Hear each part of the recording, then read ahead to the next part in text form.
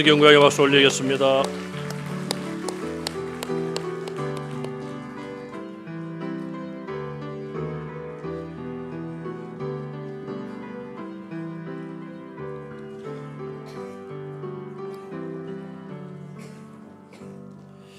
오늘 우리 성례주일이라서 중고등부 학생들 또 청년부가 함께 예배를 참석하고 있습니다.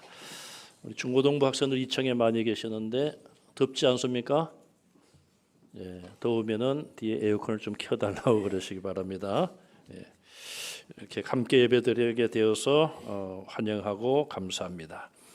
오늘은 예수님의 부활을 기념하고 기뻐하는 부활절입니다. 또 성찬식을 우리가 거행하면서 세례받은 하나님의 자녀들이 예수님의 십자가의 고난을 묵상하며 죄 없는 예수님께서 몸을 찢기시고 상하시고 또 피를 다 쏟으신 것이 나의 죄 때문임을 다시 한번 기억하고 확인하는 성찬식을 가집니다.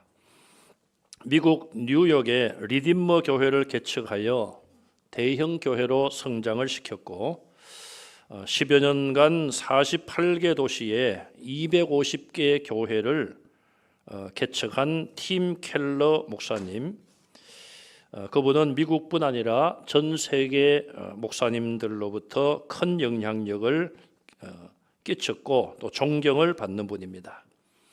그분이 2002년도에 갑상선 암으로 투병을 했습니다. 투병하면서 톰 라이터 목사님의 역작인 하나님의 아들의 부활이란 책을 읽고 암이라는 진단 앞에 죽음을 실감하던 그런 상황에서 책을 읽고 큰 힘과 용기를 얻었다고 합니다. 그 후 20년 세월이 지나서 2022년도에 코로나 팬데믹으로 인한 어려운 상황 속에서 팀 켈러 목사님은 췌장암 진단을 다시 받았습니다. 개인적으로 볼 때도 처음에 암보다 훨씬 어려운 상황에서 진단을 받고 또 국가적으로나 세계적으로 팬데믹이라고 하는 그런 위기 속에서 그 목사님은 다시 한번 부활의 신앙을 점검했다고 합니다. 팬데믹 상황이 거의 끝나가던 2023년 그 목사님은 하나님께 부름을 받고 세상을 떠나셨습니다. 아마 그 목사님이 평소에 목회를 하시고 설교를 하면서 얼마나 많은 부활에 대한 설교를 했겠습니까? 그러나 그 죽음의 문제가 자신의 눈앞에 다가왔을 때에 부활에 대한, 특별히 주님의 부활에 대한 그 놀라운 능력을 붙잡고 그 모든 어려움을 극복했으며 또 다가온 죽음을 부활의 소망을 가지고 받아들였다고 볼 수가 있습니다.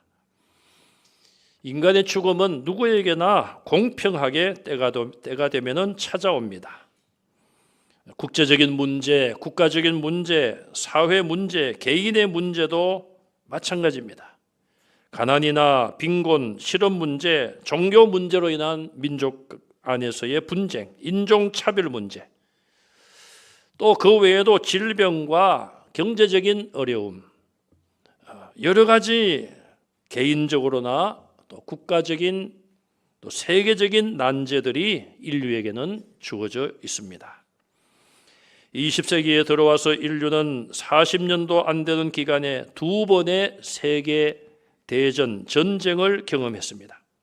전쟁이 끝나고 1947년 오든이라는 사람은 불안의 시대라고 하는 긴 시를 썼습니다. 그 후 약 40년이 지나서 1989년경에 냉전은 종식되었다. 이제 인류는 진보할 것이다. 그런 주장들이 나오기 시작했습니다. 유발 노아 하랄이라고 하는 사람이 2017년에 호모 데우스라는 책을 썼는데 세계적인 베스트셀러였습니다. 그는 그 책에서 인류는 그동안 기근과 역병, 전염병을 말합니다. 전쟁, 거기에 대하여 비교적 성공적으로 막아냈다. 그러므로 신에게 우리를 구원해 달라고 기도할 필요가 없어졌다. 그렇게 당돌한 주장을 책에서 썼습니다. 그러나 21세기 현재 인류 사회는 과연 그러합니까? 코로나19를 통하여서 왜 그렇게 전염병이 창궐했는가? 항공수단 때문에 전염병은 삽시간에 세계로 퍼지고 말았습니다. 코로나19는 잠잠해졌지만 의학자들이나 과학자들은 인류는 너무나 그런 문제에 쉽게 노출되어 있고 그런 문제들이 여러 곳에서 여러 가지 방법으로 다시 발생할 수 있다. 그렇게 내다보고 주장을 하기도 합니다. SNS 사용 증가로 인하여 신념과 사상의 양극화가 심해지고 있으며 또 신뢰를 잃어버리는 그런 사회가 되고 말았습니다. 과연 인류가 그동안 이루어놓은 업적과 앞으로 또 발전하는 과학, 이 모든 것들이 인간의 그런 근본적인 문제, 또 현재 부딪혀오는 이런 문제를 과연 해결할 수가 있겠습니까? 기독교가 초창기 몇 세기 동안 크게 부흥한 이유 중에 하나는 수많은 전염병이 로마가 지배하고 있던 각 도시들을 초토화했습니다. 암흑과 또 밀려오는 죽음 앞에서 기독교 복음만이 희망을 그들에게 제공했기 때문에 기독교 복음은 그런 어려움을 통하여 오히려 크게 부흥되고 복음이 전파되었습니다. 그 희망의 구심점은 바로 예수님의 십자가의 죽으심과 죽음에서의 부활이었습니다. 예수님께서 인간의 죄를 대신하여 이 땅에 오셔서 십자가에 죽으셨고 그것으로 인하여 인간의 근본적인 죄의 문제를 해결해 주셨고 죄를 회개하고 죄와 악을 멀리하며 살아가는 그것이 진정한 인간의 모습이며 또한 예수님께서 죽음의 자리에서 부활하셨다는 그 역사적인 사실과 죽는 자들은 다 부활하고 예수 그리스도를 영접한 자는 천국에서 영생한다는 그 소망이 인류에게 유일한 희망이 된 것입니다. 그런데 죽은 자의 부활과 예수님의 부활을 옛날이나 지금이나 인간의 지식과 이성으로는 이해하기도 어렵고 믿기가 어렵습니다. 어떻게 하면은 믿을 수가 있겠습니까? 먼저 오늘 본문에 보시면은 예수님의 부활을 증명하는 내용들이 나옵니다. 첫 번째는 빈 무덤입니다. 여자들은 새벽에 향품을 가지고 예수님의 무덤으로 갔습니다. 가면서 누가 무덤을 가로막은 큰 돌을 옮겨줄 것인가 염려하며 갔는데 가서 보니 이미 그 돌은 굴려져서 무덤은 열려 있었습니다. 또 천사가 여인에게 하는 말이 예수님이 부활했다는 것을 천사가 분명히 이야기를 했고 여인들은 무덤이 비어 있는 것을 확인했습니다. 예수님의 시신에 향품이라도 넣어드리려고 갔던 이 여인들은 매우 황당하고 놀라운 현실을 맞이한 것입니다. 두 천사는 5절과 6절에 어찌하여 산 자를 죽은 자 가운데서 찾느냐? 그는 여기 계시지 않고 살아나셨음을 분명히 증언했습니다. 또한 천사가 하는 말이 예수께서 갈릴리에서 너희들에게 미리 말씀하신 그 말씀을 기억하라고 예수님의 말씀을 상기시킵니다. 예수님은 십자가 지시기 전에 3번이나 미리 제자들에게 말씀을 하셨습니다. 내가 붙잡히고 고난을 당하고 죽임을 당하고 3일째 되는 날 살아나리라고 말씀을 하셨습니다. 그러나 제자들은 그 모든 말씀을 귀담아 듣지를 않았습니다. 또 제자들 외에도 다른 사람들도 말씀을 들었을 텐데 아무도 귀담아 듣지를 않았습니다. 마치 부모님께서 살아계실 때의 말씀을 하시지만 꼭 필요한 말씀인데 자녀들은 그것을 흘려듣고 마음에 새기지 않다가 부모님이 돌아가신 이후에 부모님이 주신 그 말씀이 하나씩 떠오를 때가 있습니다. 아, 이래서 그때 그런 말씀을 하셨구나. 오늘 본문 외에도 마태복음, 마가복음, 요한복음 등에 보면은 예수님은 부활하신 몸으로 부활 후 40일 동안 이 땅에 계시면서 11번 정도 제자들과 성도들에게 나타나셨다고 증거하고 있습니다. 먼저 고린도전서 15장 4절에서 8절 말씀을 요약해서 한번 읽겠습니다.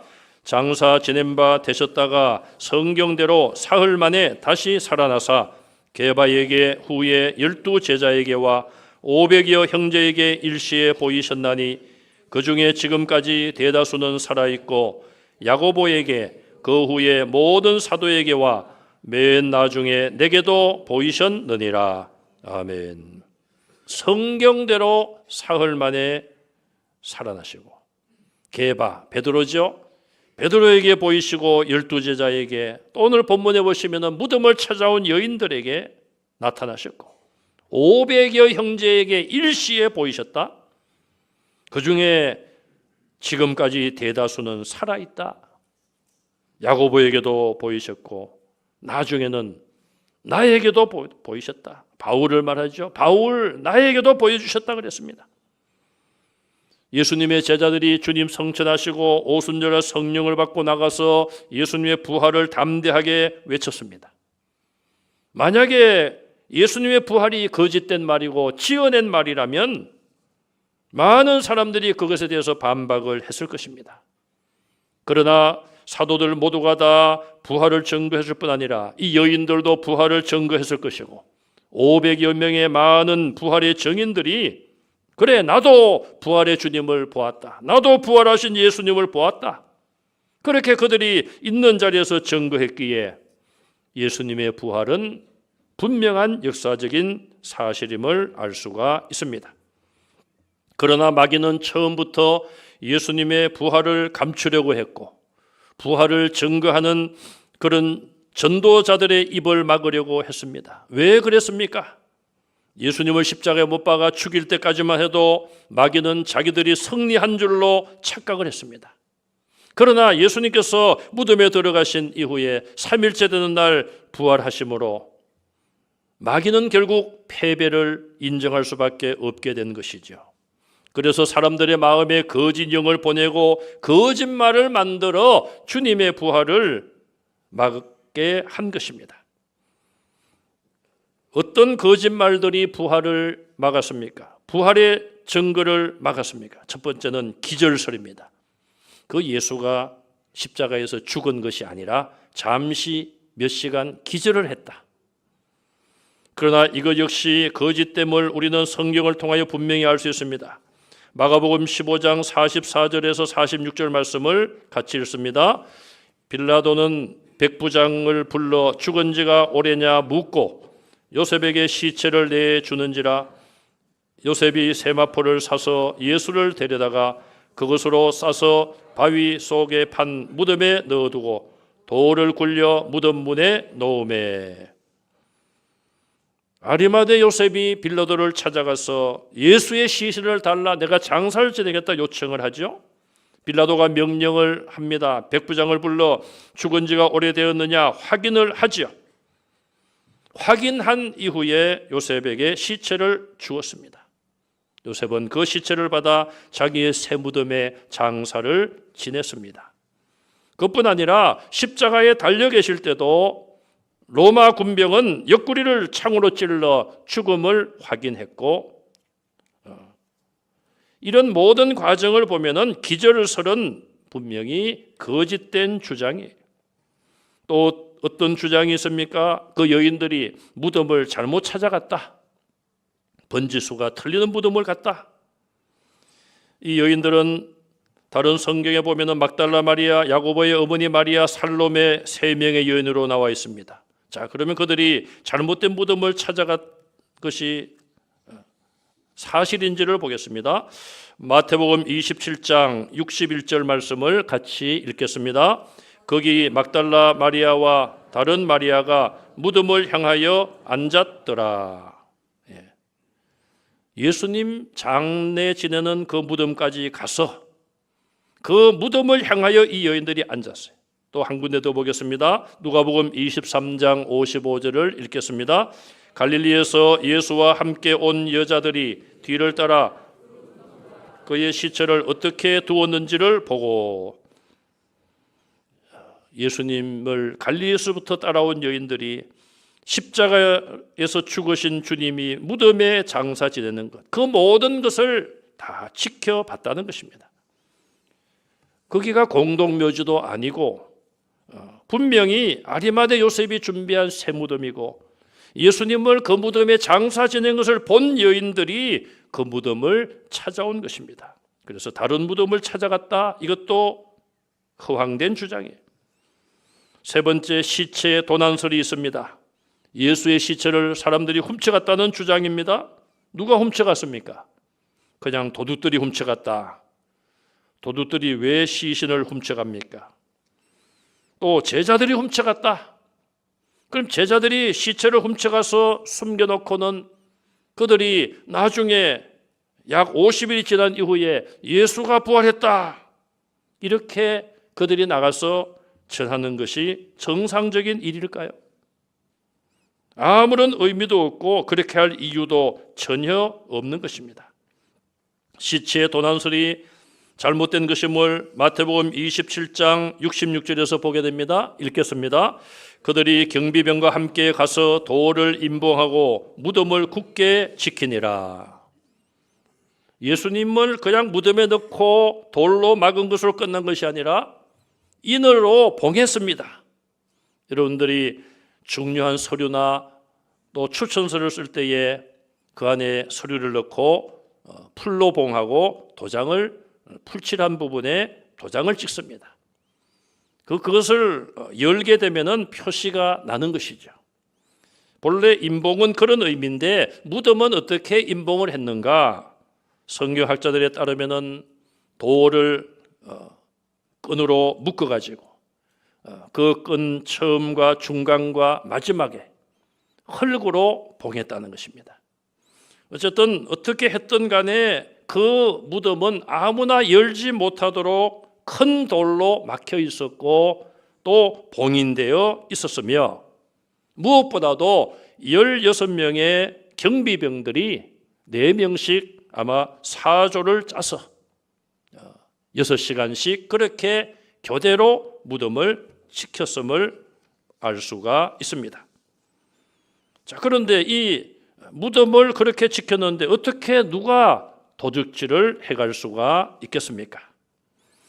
이 모든 것들은 오늘 본문 이하에, 또 마태복음 28장 이하에 가서 보시면은 28장에 가서 보시면은 경비병들에게 돈을 많이 주고 그들을 매수합니다.